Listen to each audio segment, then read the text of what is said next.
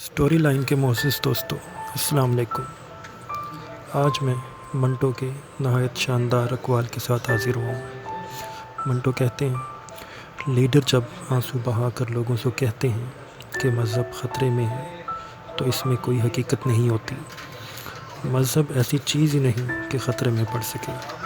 اگر کسی بات کا خطرہ ہے تو وہ لیڈروں کا ہے، جو اپنا الو سیدھا کرنے کے لیے مذہب کو خطرے میں ڈالتے ہیں۔ میں بغاوت چاہتا ہوں، ہر اس فرد کے خلاف بغاوت چاہتا ہوں جو ہم سے محنت کراتا ہے مگر اس کے دام ادا نہیں کرتا۔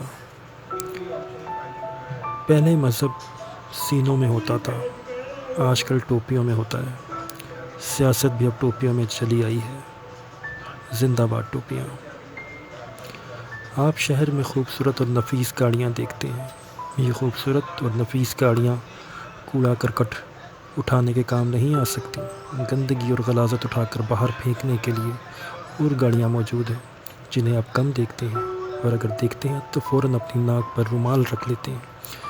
ان گاڑیوں کا وجود ضروری ہے، اور ان عورتوں کا وجود بھی ضروری ہے جو آپ کی غلاظت اٹھاتی ہیں۔ اگر یہ عورتیں نہ ہوتیں تو ہمارے سب گلی کوچے مردوں کی غلیظ حرکات سے بھرے ہوتے۔